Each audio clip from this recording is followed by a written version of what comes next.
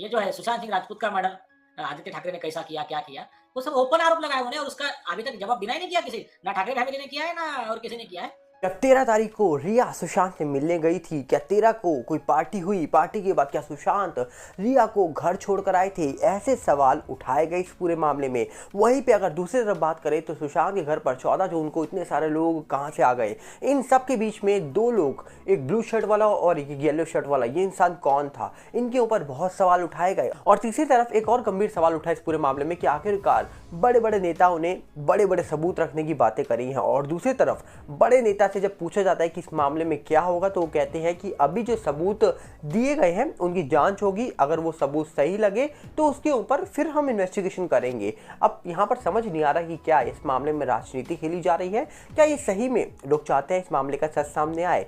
अब बताएंगे अब आपको सब कुछ हम डिटेल में इसी वीडियो के अंदर। पर उससे पहले आपसे अपील करेंगे, अगर आप इस चैनल के अंदर नए हो, वीडियो को लाइक करना, वीडियो को शेयर करना, चैनल को सब्सक्राइब करना बिल्कुल मत भूलना। जहां पर बात करें अगर हम सुशांत सिंह राजपूत वाले मामले की, तो मामले को 3-3.5 साल के ऊपर लगभग हो चुका है। इस मामले में ईडी आई, सीबीआई आई, एनसीबी लोगों ने जांच की, बड़ी बड़ी चीजें निकल के आई। उसके बावजूद इस पूरे मामले में आज भी ये सवाल पूछे जाते हैं कि आखिरकार इस मामले का सच क्या है। वहीं पर एक इंपॉर्टेंट सवाल, बहुत बड़े एडवोकेट है जिन्होंने दावा करा था कि सुशांत सिंह राजपूत से रिया चक्रवर्ती 13 को मिली थी, और कहा जा रहा है कि उन्होंने ये भी खुलासा करा था कि पार्टी के बाद सुशांत रिया को घर छोड़ने गए थे। और ये खुद खबर रिपब्लिक ने छापी थी, इंटरव्यू भी दिखाया था उनको, जहां पर लिखा है 13 जून को सुशांत से मिली थी रिया के झूठ का पर्दाफाश। अगली न्यूज में लिखा हुआ है पार्टी के बाद रिया को घर छोड़ा, रिया के झूठ का पर्दाफाश। अब ये बातें रिपब्लिक ने दिखाई थी, ये स्क्रीनशॉट हम आपको दिखाएंगे। अब सवाल उठता है कि क्या सही में रिया सुशांत को मिली थी? अगर मिली थी तो सवाल ये उठता है कि जो पार्टी है ये पार्टी कहां पर थी, और कौन सी पार्टी के बाद सुशांत रिया को घर छोड़ने गए थे? कौन सी पार्टी हुई थी भैया, और किस पार्टी के बाद घर छोड़ने गए कोविड के बीच में? अब कोविड के बीच में सुशांत अगर रिया को घर छोड़ने जा रहे हैं तो क्या सुशांत को किसी ने रोका नहीं? ये सवाल इंपॉर्टेंट है, क्योंकि कोविड के टाइम पर भैया किसी को तो जाने दिया नहीं जा रहा था। अब हो सकता है बड़े बड़े लोगों को ना रोका जा रहा हो। ये पार्टी किसकी थी, ये बहुत इंपॉर्टेंट है। वहीं पे अगर हम दूसरी तरफ बात करें तो सुशांत सिंह राजपूत वाले मामले में जब ये मामला हो गया 14 तारीख को, तो वहां पर बहुत सारे लोगों को एंट्री मिल गई, और उन्हीं में से कुछ लोग थे जिन्होंने कपड़े पहने थे yellow T shirt, blue colour की शर्ट। अब आखिरकार सवाल उठता है कि ये लोग कौन थे? कोई नहीं जानता। दावा ये होता है कि शाम तक कुछ लोग वहाँ मौजूद थे, जैसे ब्लू शर्ट वाले थे। अब इन्होंने कहा जा रहा है कि शाम तक वहाँ मौजूद थे। शाम को ये लोग सुशांत सिंह राजपूत के घर से कुछ सामान लेकर पुलिस के साथ चले जाते हैं कहीं पर। लोगों ने सवाल उठाया कि आखिरकार हो सकता है ये इन्वेस्टिगेशन करने वाले पुलिस वाले हों या कोई और हो, कोई नहीं जानता। पर इनके अलावा भी बहुत सारे लोग वहाँ पर पहुंचे हुए थे, कई अनजान लोग, मिस्टीरियस लोग वहाँ पर थे। मिस्ट्री गर्ल को लेकर सवाल उठे, यहाँ पर उनके दो संदीप सिंह पहुंचे, उनको लेकर सवाल उठ गए। एम्बुलेंस को लेकर सवाल उठ गए। सोचिए सीसीटीवी फुटेज को लेकर सवाल उठ गए, 2 बॉडी को लेकर सवाल उठ गए। ये सवाल कम थे क्या?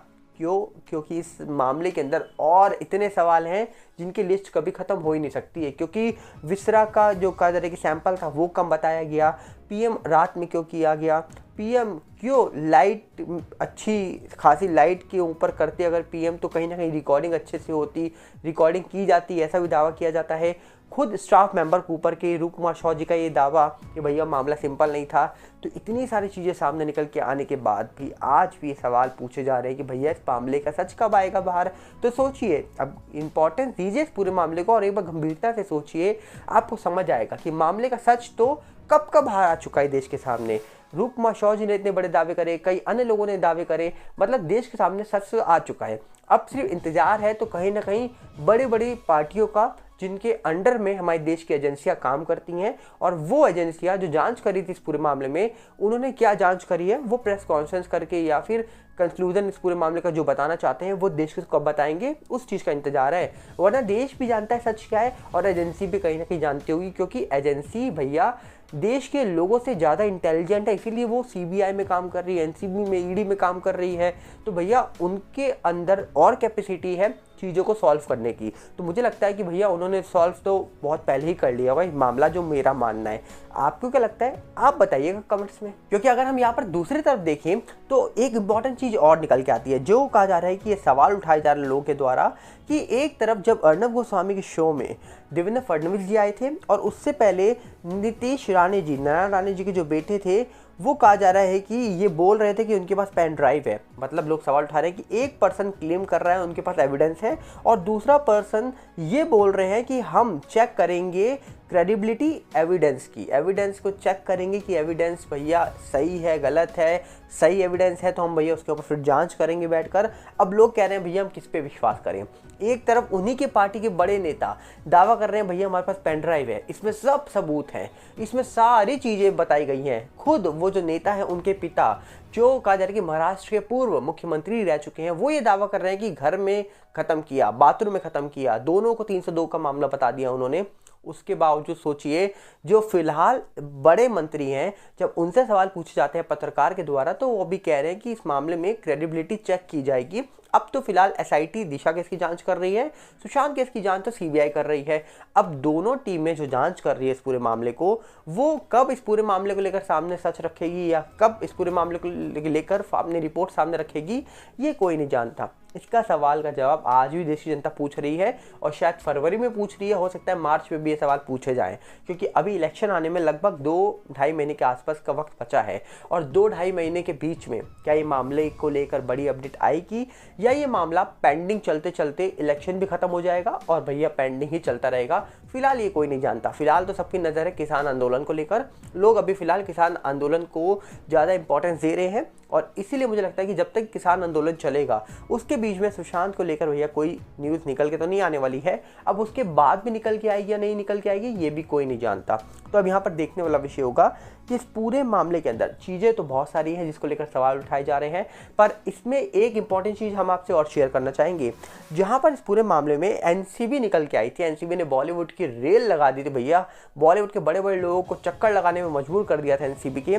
वहीं पे कहा जा रहा है कि अभी हाल ही में एनसीबी की तरफ से एक वीडियो पोस्ट की गई जहाँ पर विकी कौशल ये बता रहे हैं कि किस प्रकार ड्रग्स अवेयरनेस को लेकर वो मैसेज दे रहे हैं और किस प्रकार बता रहे हैं भैया बोलो अपनी लाइफ को बचाना है तो ड्रग्स को मना करो, मतलब से yes to life no to drugs. अब ये बातें कहा जा रहा है कि उन्होंने बोली हैं। अब दूसरी तरफ लोगों ने ये भी शेयर कर दिया एक पार्टी की फोटो जहां पर बॉलीवुड के बड़े बड़े कलाकार हैं, जहां पर विकी कौशल बैठे हैं और पीछे व्हाइट कलर का कुछ दिख रहा है। अब इस फोटो को वायरल करके लोगों ने कहा इस फोटो पे भी तो सवाल उठे थे, यहाँ पर तो आप बैठे थे और आज आप ड्रग्स की बातें कर रहे हो। तो भैया लोगों ने अपने अपने तरीके से अपनी अपनी बातें रखी है सामने। अब आपको क्या लगता है कि उस समय जब विकी कौशल की वो फोटो वायरल हुई थी और बॉलीवुड के और भी लोग वहाँ मौजूद थे तो वो कौन सी पार्टी चल रही थी, वो पीछे व्हाइट कलर का क्या पड़ा हुआ था? और दूसरी तरफ जैसे ही हम देखते हैं कि एनसीबी की टीम के द्वारा या फिर एनसीबी के ऑफिशियल ट्विटर हैंडल के द्वारा ऐसी वीडियोस निकल के आती हैं तो सवाल ये उठता है कि भैया जिन लोगों को हम अपना आइडल मान के बैठे हुए हैं क्या सही में वो आइडल बनने के लायक हैं? पहली बात, क्योंकि बहुत इंपॉर्टेंट है ये जानना किस प्रकार केआरके ने बताया था कि बॉलीवुड के मैक्सिमम लोग भैया 10th 12th पास भी नहीं है, मैक्सिमम लोग, ऐसा कहना था केआरके का। अभी कई लोगों ने डिग्रियां ली हैं, कुछ सुशांत हो या कई अन्य लोग हो वो बहुत एजुकेटेड है इंडस्ट्री में। बाकी आप सोचोगे सब लोग एजुकेटेड हैं? नहीं भाई, कोई 12th फेल है, कोई 10th फेल है, भैया कोई 10th भी पास नहीं हुआ, ये तक भी बताया गया केआरके के द्वारा। अगर आपने नहीं देखी है वो वीडियो तो हमारे टेलीग्राम चैनल पर जाइए, हम वहाँ पर शेयर करेंगे वीडियो, लिंक डिस्क्रिप्शन में टेलीग्राम चैनल का, आप जाइए देखिए किस प्रकार केआरके ने रेल बनाई है भैया बॉलीवुड वालों की।